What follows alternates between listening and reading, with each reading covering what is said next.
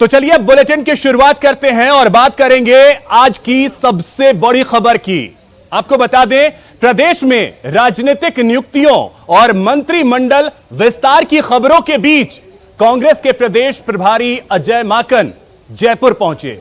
Airport पर उनका भव्य स्वागत किया गया और स्वागत के बाद सीधे अजय माकन पीसीसी मुख्यालय पहुंचे और यहां पर पदाधिकारियों के साथ मंथन किया। कांग्रेस प्रभारी ने मुख्यमंत्री चिरंजीवी योजना की जमकर तारीफ की है। साथ ही उन्होंने कहा कि कांग्रेस हर कोरोना पीड़ित परिवार के साथ खड़ी है। प्रदेश में लंबे समय से अटकी राजनीतिक नियुक्तियों पर माकन ने कहा कि इस पर फैसला जल्द होगा। कोरोना वॉरियर्स हमारे 2500 से भी ज्यादा जो राजस्थान प्रदेश में बनाए गए हैं, ये घर घर जाकर के लोगों से बात करेंगे, चर्चा करेंगे, पूछेंगे, कुशल क्षेम पूछेंगे और इस संबंध में हम लोगों ने चर्चा करी और कैसे इसको और बेहतर बनाया जा सकता है। मुख्यमंत्री जी की योजना जो राजस्थान के अंदर कोरोना पीड़ित लोगों की योजना है, उसकी सब लोगों ने बहुत तारीफ करी कि किस प्रकार से पूरे देश भर में कहीं पर भी इतनी मदद कोरोना पीड़ितों के लिए नहीं करी जा रही जो राजस्थान के अंदर करी जा रही। चाहे यहाँ पर जो बच्चे अनाथ हुए, चाहे हमारी जो माताएं बहनें विधवा हुई, चाहे जो और पीड़ित हों, सरकारी कर्मचारी हों, वो सभी लोगों के लिए इसमें पर्याप्त व्यवस्था है। राजस्थान के साथ में वैक्सीनेशन कार्यक्रम में सौतेला व्यवहार क्यों हो रहा है? कल मुख्यमंत्री जी ने भी ट्वीट करके इस बात को की जानकारी दी कि केवल 70,000 वैक्सीन राजस्थान के अंदर पड़ी हैं और एक दिन के अंदर वो खत्म हो जाएंगी, तो आगे कैसे वैक्सीनेशन होगी? आप सब लोगों को मालूम है कि लगभग 8-9 दिन पहले राजस्थान ने 10.5 लाख वैक्सीन एक दिन के अंदर किया, जो रिकॉर्ड था। तो जब राजस्थान की कैपेसिटी है 10.5 लाख वैक्सीन की, राजस्थान के अंदर लोग वैक्सीन करवाना चाहते हैं, तब जो है केंद्र सरकार यहां पर सौतेला व्यवहार क्यों कर रही है? राजस्थान के अंदर कैबिनेट के अंदर रिक्त पद है, राजस्थान में राजनीतिक नियुक्तियां होनी है, राजस्थान के अंदर हमारे जिला अध्यक्षों की भी और ब्लॉक अध्यक्षों की भी नियुक्तियां होनी है। तो इन सब की भी जाहिर बात है कि मुलाकात है तो उन सब की भी चर्चा होगी और हमारी कोशिश है कि सभी साथियों को साथ में लेकर के इसके ऊपर हम जल्द से जल्द हम लोग आप लोगों को बताएं। और ये वर्क इन प्रोग्रेस है और ये वर्क इन प्रोग्रेस का मतलब हम सब लोगों से बात कर रहे हैं और जल्द इसका नतीजा आएगा।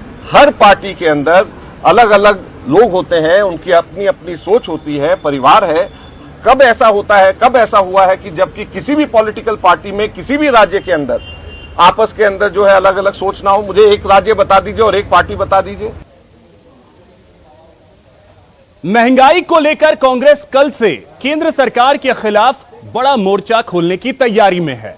यह मोर्चा 1-2 दिनों का नहीं बल्कि पूरे 11 दिनों का होगा।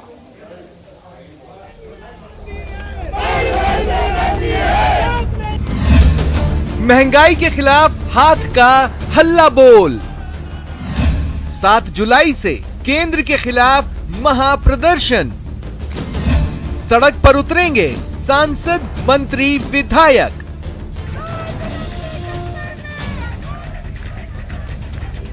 महंगाई की मार से जनता कराह रही है। 2 मई से अब तक 29 बार तेल की कीमतों में बढ़ोतरी हो चुकी है। 150 से ज्यादा शहरों में पेट्रोल की कीमत 100 रुपए प्रति लीटर के पार पहुंच गई है। वहीं रसोई गैस के साथ खान पान के जरूरी सामानों के दाम भी आसमान पर हैं। जनता को राहत दिलाने और महंगाई जैसे बड़े मुद्दे को भुनाने के लिए कांग्रेस फिर सड़क पर उतरने जा रही है। आला कमान के आदेश पर प्रदेश कांग्रेस ने केंद्र की घेराबंदी की रणनीति तैयार कर ली है। 7 जुलाई से जिसमें महिला कांग्रेस, एनएसयूआई यूथ कांग्रेस और तमाम कांग्रेस, मैन कांग्रेस सब मिलकर के 17 जुलाई तक जो केंद्र सरकार ने जिस प्रकार से कमर तोड़ महंगाई कर रखी है उसको कम नहीं कर रहे हैं। जब यूपीए की सरकार थी तो किस प्रकार से नोटंकी वो लोग करते थे। जो कच्चे तेल का भाव 140-44 रुपये प्रति अमेरिकी डॉलर कच्चे तेल के भाव प्रति बैरल था, तब हम लोग 50 रुपए के लगभग 50-55 रुपए 52 रुपए में डीजल पेट्रोल देते थे। आज जब 50 और 55 रुपए हो गया, उसके बावजूद भी 104 और 7 रुपए के लगभग पेट्रोल और डीजल दे रहे हैं। 7 जुलाई से 17 जुलाई तक कांग्रेस के सभी संगठन जिला और ब्लॉक स्तर पर महंगाई के खिलाफ केंद्र की मोर्चाबंदी करेंगे, जिसमें पार्टी के सांसद, मंत्री और विधायक भी कार्यकर्ताओं के साथ कंधे से कंधा मिलाकर विरोध जताएंगे। 7 जुलाई को महिला कांग्रेस का ब्लॉक स्तर पर धरना प्रदर्शन होगा। 8 से 15 जुलाई तक सभी पेट्रोल पंपों पर हस्ताक्षर अभियान चलाया जाएगा। 12 जुलाई को यूथ कांग्रेस का जिला और विधानसभा क्षेत्रों में प्रदर्शन है। 16 जुलाई को हर जिले में 5 किलोमीटर की साइकिल यात्रा के जरिए विरोध जताया जाएगा। 17 जुलाई को पीसीसी का केंद्र सरकार के खिलाफ राज्य स्तरीय मार्च होगा। महाप्रदर्शन में वरिष्ठ नेता, सांसद, मंत्री, विधायक भी शामिल होंगे। कल से पूरे राजस्थान के अंदर महंगाई के खिलाफ एक कार्यक्रम शुरू करा जा रहा है और इसके लिए महिला कांग्रेस, यूथ कांग्रेस, एनएसयूआई, इंटक और सभी हमारे फ्रंटल ऑर्गेनाइजेशंस मिलकर के और कांग्रेस के साथी मिलकर के पूरे राजस्थान, प्रदेश भर में कार्यक्रम करेंगे और ये 7 तारीख से कल से शुरू हो रहा है। इसके बारे में कल कैसे इसकी शुरुआत करी जाए और कहां पे किया जाए, इसकी हम लोगों ने चर्चा करी। महंगाई का मुद्दा आम आदमी से जुड़ा है और कांग्रेस इस मुद्दे को केंद्र के खिलाफ बड़े हथियार के रूप में इस्तेमाल करना चाहती है, ताकि आने वाले विधानसभा चुनावों में पार्टी की सियासी जमीन तैयार हो सके। न्यूज़ 18 के लिए जयपुर से दिनेश शर्मा की रिपोर्ट।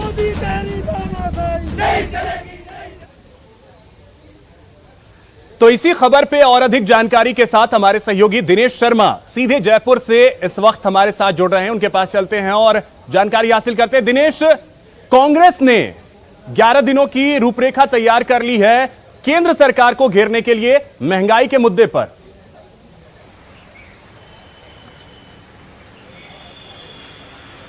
बिल्कुल अभिषेक, देखिए कल से इस अभियान की शुरुआत होगी और 11 दिन तक लगातार केंद्र के खिलाफ हल्ला बोल होगा। पार्टी के जितने भी संगठन हैं, चाहे वो सेवा दल हो, महिला कांग्रेस हो, यूथ कांग्रेस हो, इंटक हो, एनएसयूआई हो, ये तमाम संगठन जो है अलग अलग दिन अपने कार्यक्रम करके केंद्र सरकार के खिलाफ जो है वो हमला बोलेंगे। और आज जो बैठक हुई पीसीसी में पदाधिकारियों की, उसमें भी इस अभियान को लेकर चर्चा हुई। प्रदेश प्रभारी अजय माकन ने निर्देश इस तरह के दिए हैं कि सभी पदाधिकारी, कार्यकर्ता जो हैं इसमें अपनी भागीदारी निभाए और केंद्र सरकार को घेरे। और लगातार केंद्र सरकार के खिलाफ कांग्रेस इस मामले को लेकर हमलावर है। पिछले दिनों भी मुख्यमंत्री अशोक गहलोत ने खुद ने जो है महंगाई के मुद्दे को लेकर केंद्र सरकार पर निशाने ट्वीट के माध्यम से साधे। इसके साथ ही कांग्रेस की अगर बात करें तो पहले सोशल मीडिया के जरिए अभियान चलाया गया है, इसके बाद फिर प्रदर्शन जो है पेट्रोल पंपों पर किए गए कांग्रेस की ओर से। लेकिन एक बार फिर से जो है अब की बार जो है वो 11 दिन तक लगातार जो है केंद्र सरकार को घेरने का कांग्रेस का कार्यक्रम है और इसकी रूपरेखा आज की बैठक में जो है वो तैयार कर ली गई है। इस अभियान की जो शुरुआत है, कल सबसे पहले महिला कांग्रेस की ओर से जो है वो प्रदर्शन होगा शहीद स्मारक पर सुबह 10 बजे और इसके अलावा ब्लॉक स्तर पर सभी जिलों में जो है प्रदर्शन किए जाएंगे। यहाँ पर संभावना ये भी जताई जा रही है जयपुर में कि प्रदेश प्रभारी अजय माकन, क्योंकि अभी जयपुर में ही है, तो वो भी कल इस प्रदर्शन में शामिल हो सकते हैं। तो केंद्र सरकार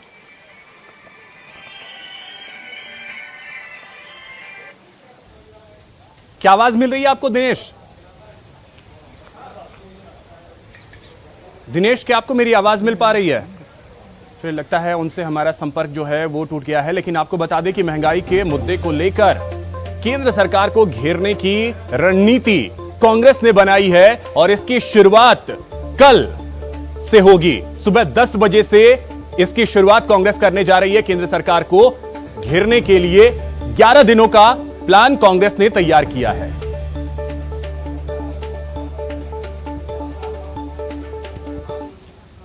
और इसी बीच एक बड़ी खबर आपको बता दें, गहलोत कैबिनेट की बैठक कल होगी। सीएमआर में शाम 5 बजे यह बैठक होगी और उसके बाद 5:30 पर मंत्री परिषद की भी बैठक होगी।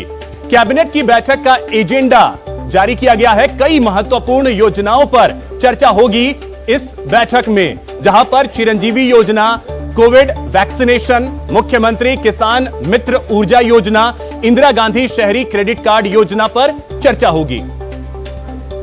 इसके अलावा इंदिरा रसोई योजना, प्रशासन गांवों के संग अभियान, प्रशासन शहरों के संग अभियान, राजस्थान गवर्नमेंट हेल्थ स्कीम और राजीव गांधी युवा विकास प्रेरक योजना पर चर्चा की जाएगी।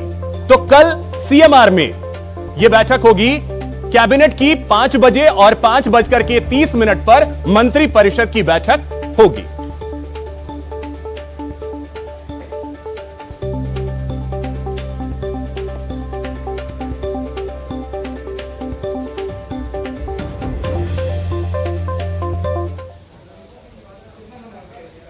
तो सीएमआर में कल बैठक होगी कैबिनेट की, बेहद अहम यह बैठक। चलिए अब रुख करते हैं अगली खबर की ओर। अब बात निंबाराम पर नॉन स्टॉप सियासत की। बीवीजी रिश्वत मामले में संघ प्रचारक निंबाराम को आरोपी बनाए जाने के बाद सियासी घमासान शुरू हो गया है। बीजेपी ने राज्यपाल से इस मामले में हस्तक्षेप करने की मांग की है। वहीं कांग्रेस ने एक बार फिर से बीजेपी को निशाने पर लिया है।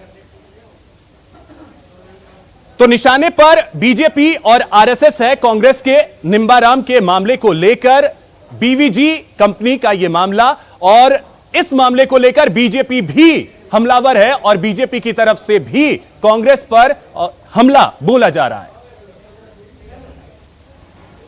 बीवीजी रिश्वत कांड पर सियासी घमासान, बीजेपी का कांग्रेस पर प्रहार,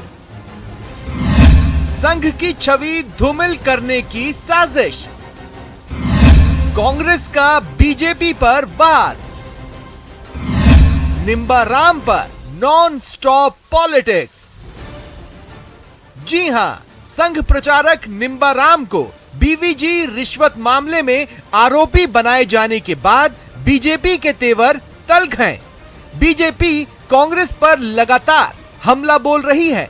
इसको लेकर बीजेपी के प्रतिनिधि मंडल ने राज्यपाल से मुलाकात की और राज्यपाल को ज्ञापन सौंपकर इस मामले में हस्तक्षेप करने की मांग की है। इस दौरान नेता प्रतिपक्ष राजेंद्र राठौड़ ने कहा कि कांग्रेस संघ को बदनाम करने की साजिश कर रही है। सरकार अब जनता का ध्यान बटाने के लिए षड्यंत्र पूर्वक राष्ट्रवादी संगठनों की तरफ अपने बंदूक की नाल को कर रही है। जो हाल ही में एसीबी ने मुकदमा नंबर 129 बनाया है, जिसमें तथाकथित परिवादी खुद ये कहता है कि उससे किसी प्रकार की लेन देन की बात नहीं हुई, और उसके बाद भी मुकदमा बनाकर एक राष्ट्रवादी संगठन के प्रदेश प्रमुख का नाम लिखना, और दूसरी तरफ भ्रष्टाचार में लिप्त जो लोग हैं जिनको रंगे हाथ पकड़ा गया। कम इस मुद्दे पर ईंट से ईंट बजा देंगे। राजस्थान में अगर सरकार ने फिर अपना कुत्सित प्रयास किया तो इसका खामियाना सरकार को भुगतना पड़ेगा। वहीं दूसरी ओर कांग्रेस इस मामले को लेकर संघ पर हमलावर है और बीजेपी से सवाल पूछ रही है। खुले में आ रहा है, एसीबी जांच कर रही है। अभी तो और पता नहीं किस किस के नाम आएंगे। मैंने तो शुरू में ये बात कही थी, मैंने कहा ये बहुत लंबा जाएगा मामला, बहुत लंबा जाएगा। ये एक ही नहीं है, और भी कई हैं इसमें। ये सब एसीबी खोलेगी, अपना आप खोल ही दिया एसीबी ने। एक सवाल पूछना चाहते हैं, सवाल प्रधानमंत्री जी से भी पूछेंगे। मोहन भागवत जी लगातार बड़ी बड़ी बातें करते हैं हमारी संस्कृति के बारे में, हमारी सभ्यता के बारे में। हम उन मोहन भागवत जी से जानना चाहते हैं कि संघ की संस्कृति के बारे में जरा बताइए। क्या आप स्वयं आगे बढ़कर अपने प्रिय स्वयंसेवक राजस्थान के क्षेत्रीय प्रचारक श्री निंबाराम के विरुद्ध कोई कार्रवाई करेंगे? साफ है, कांग्रेस निंबाराम के जरिए संघ और बीजेपी को बैकफुट पर धकेलने की फिराक में है। वहीं बीजेपी इसे कांग्रेस की साजिश करार देने में जुटी हुई है। Bureau report, news 18 Rajasthan. वहीं इसी मामले को लेकर पूर्व मुख्यमंत्री वसुंधरा राजे ने भी ट्वीट कर कांग्रेस पर निशाना साधा। उन्होंने लिखा है, राजस्थान में 4 दशक के मेरे राजनीतिक सफर में ऐसा पहले कभी नहीं हुआ जब किसी राष्ट्रवादी संगठन पर अलोकतांत्रिक तरीके से प्रहार किया गया हो। राष्ट्रीय स्वयंसेवक संघ की छवि को धूमिल करने का यह असफल प्रयास कांग्रेस को महंगा पड़ेगा।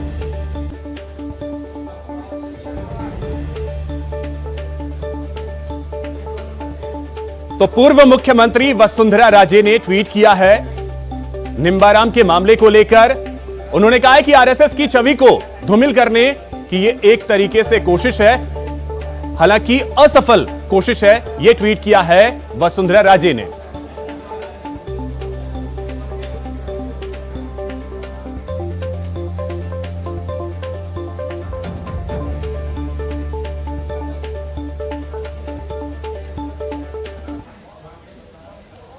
अब बात तबादलों पर हटे बैन की।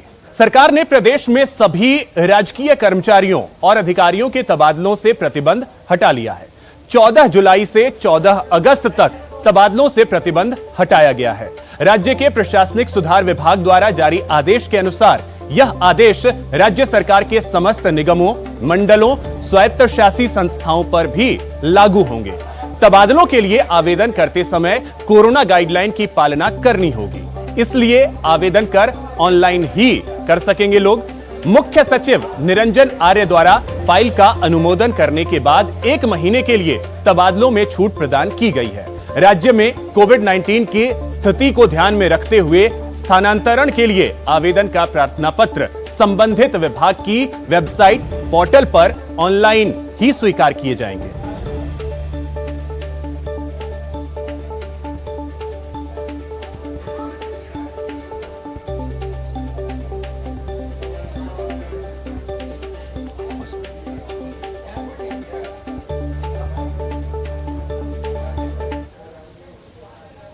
तो फिलहाल यहां वक्त हो चला है एक छोटे से ब्रेक का। ब्रेक के बाद जब लौटेंगे तो आपको दिखाएंगे कैसे लाठी भाटा जंग से लाल हुआ अलवर।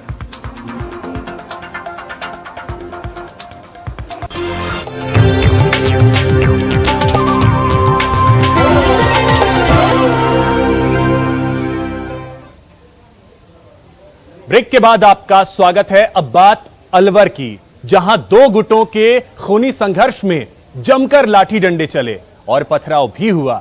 आपके टीवी स्क्रीन पर तस्वीरें हम आपको दिखा रहे हैं। खूनी संघर्ष का यह नजारा आप देख सकते हैं। आपको बता दें, अलवर के बहरोड में बंजारा समाज के 2 बच्चों के बीच विवाद हो गया, जिसके बाद बंजारा समाज के 2 गुट आमने सामने आ गए। यह विवाद इतना बढ़ गया कि दोनों तरफ से लाठी डंडों के साथ जमकर पथराव भी हुआ, जिसमें करीब 6 से 7 लोग घायल हो गए। अब स्क्रीन पर आपके 2 तस्वीरें हैं। पहली 2 गुटों में खूनी संघर्ष की और दूसरी जो तस्वीर है उसमें कार्रवाई की है जब 12 से ज्यादा लोग गिरफ्तार किए गए। इस मामले में मामले की जानकारी मिलते ही पुलिस मौके पर पहुंची। पुलिस ने करीब 12 से ज्यादा लोगों को गिरफ्तार किया है, जबकि जो लोग घायल हुए हैं उन्हें इलाज के लिए अस्पताल में भर्ती करवाया गया। पुलिस को इस दौरान मौके से बोतलों में पेट्रोल बम भी मिला। पुलिस ने स्थानीय लोगों के बयान दर्ज कर लिए हैं और मामले की जांच शुरू कर दी है।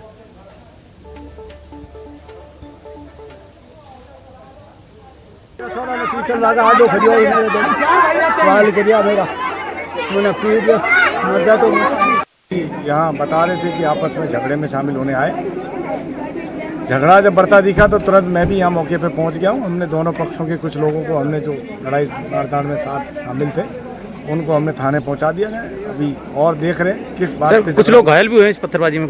पत्थरबाजी में 1-2 लोगों के चोटें लगी है हाथ वाथ में, उनको हमने मेडिकल के लिए हॉस्पिटल भिजवा। तो मामूली सी बात पर यहां जमकर विवाद हुआ। चलिए अब रुख करते हैं अगली खबर की ओर। सालों से ठगी के लिए बदनाम भरतपुर के मेवात इलाके के टटलूबाज अब लोगों को सेक्स टॉर्शन के जाल में फंसा रहे हैं। पूरे इलाके में यह धंधा तेजी से फल फूल रहा है और ठगों के वारे न्यारे हो रहे हैं। पहले ठगी का जाल, अब हनी ट्रैप वाली चाल। ऑनलाइन ठगी से लेकर सेक्स एक्सटॉर्शन का जंजाल, कम पढ़े लिखे वसूल रहे बड़े बड़ों से माल। इस खेल पर कब नकेल, ये सबसे बड़ा सवाल। भरतपुर का मेवात का इलाका यानी ठगों का मुफीद ठिकाना। देश में ऐसा कोई कोना नहीं होगा जिस कोने में मेवात के ठगों ने अपना जाल नहीं फेंका होगा और लोगों को फांसा नहीं होगा, वो भी घर में बैठे बैठे। बड़े से बड़े अधिकारी इनके ऑफर्स के झांसे में आकर इनके शिकार हो जाते हैं। लेकिन पिछले कुछ दिनों में धंधेबाजों ने अपने धंधे का तरीका थोड़ा सा बदल दिया है। ये टटलूबाज OLX के नाम पर या सोने का लालच देकर लोगों को अपना शिकार तो बनाते ही हैं, अब हनी ट्रैप वाली चाल भी चल रहे हैं, जिसे सेक्स एक्सटॉर्शन कहा जा रहा है।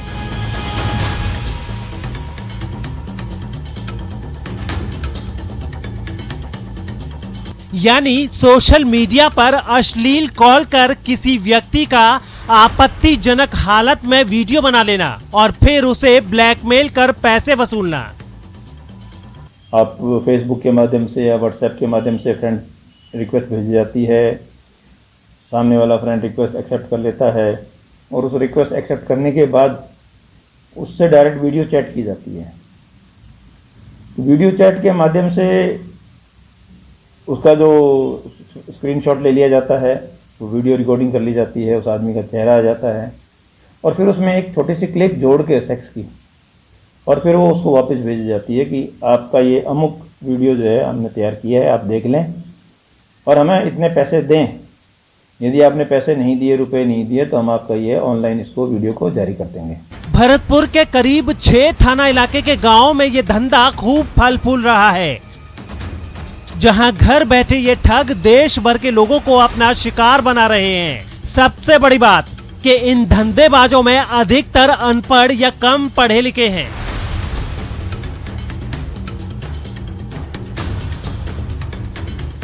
लेकिन शातिर इतने कि बड़े से बड़े अधिकारी और राजनेता भी इनके चंगुल में आसानी से फंस जाते हैं। कई बड़े मामले सामने आने के बावजूद भरतपुर पुलिस इनके खिलाफ कोई कार्रवाई नहीं कर पाई है। सच्चाई तो ये है कि पुलिस इन इलाकों में जाने से भी कतराती है। कई बार तो ऐसा भी हुआ है कि छापेमारी करने गई पुलिस को पीठ दिखाकर अपनी जान बचाने के लिए भागना पड़ता है। हालांकि पुलिस का दावा है कि वो पूरी तत्परता से कार्रवाई करती है और दूसरे राज्यों से आने वाली पुलिस का भी सहयोग करती है। उस संबंध में पुलिस द्वारा जो है समय समय पर कार्रवाई की जाती रही है। इस संबंध में हमारे द्वारा प्रिवेंटिव एक्शन के तौर पर जब भी रूटीन चेकिंग के दौरान हमें कोई संदिग्ध व्यक्ति दिखाई देता है जिसके पास मोबाइल है, उसके मोबाइल को हम लोग चेक करते हैं। ठगों के पास ना तो अवैध हथियारों की कमी है और ना ही लोगों की। गांव में पुलिस के आने की खबर जैसे ही फैलती है, पूरा गांव जमा हो जाता है। फिर क्या, जिसके हाथ में जो लगता है वो लेकर पुलिस वालों के ऊपर चढ़ बैठते हैं। यहाँ तक कि पुलिस गिरफ्त में आए लोगों को भी छुड़ा लेते हैं। जो ठग पुलिस की गिरफ्त में आ भी जाते हैं, उन्हें कोई बड़ी सजा नहीं होती और उनका धंधा फिर शुरू हो जाता है। इस प्रकार की वारदात में शिकायत मिलने पर तुरंत आवश्यक कानूनी कार्रवाई की जाती है। बाहर जो ऑनलाइन ठगी की वारदात हैं, उनमें बाहर की पुलिस को पूरी मदद देकर उनको गिरफ्तार किया। ऐसे में अब SP साहब लोगों से अपील ही कर सकते हैं कि ऐसे लोगों के झांसे में न आए और लालच में आकर कोई सस्ती चीज न खरीदें। साथ ही किसी अनजाने नंबर पर वीडियो चैट बिल्कुल भी न करें। आप लालच ना करें, जो भी चीज़ खरीदें, परचेज करें, अधिकृत विक्रेता या जान पहचान वाले से ही लें। अननोन आदमी से कोई चीज़ ना खरीदें। कोई गारंटी नहीं कि वो आपको सस्ती क्यों दे रहा है। और उसमें जो है आप अपने जो भी आपको क्लिप आती है या आपको जो भी लिंक आता है, उस लिंक को शेयर ना करें, लिंक को क्लिक ना करें, लिंक को ऑन ना करें। और रही बात यही कि अननोन नंबर से जो है आप फ्रेंड रिक्वेस्ट एक्सेप्ट ना करें और अननोन जो कोई भी है उससे वीडियो चैट ना करें। ये जो है निसंदेह ही भटकने वाला मार्ग भी है और खतरे का मार्ग भी है, आपको दुविधा में डाल सकता है। इसलिए ये सावधानी हमें भी बरतनी चाहिए। यानी ठगों के गिरोहों के आगे पुलिस की लाचारी साफ दिख रही है। ऐसे में सबसे बड़ा सवाल यह है कि क्या इनका धंधा सालों दर साल चलता रहेगा और लोग इनके ट्रैप में फंसकर अपनी कमाई यूं ही लुटाते रहेंगे। फिलहाल यहां वक्त हो चला है एक छोटे से ब्रेक का। ब्रेक के बाद देखिए नशे में आप झूमी सरकार।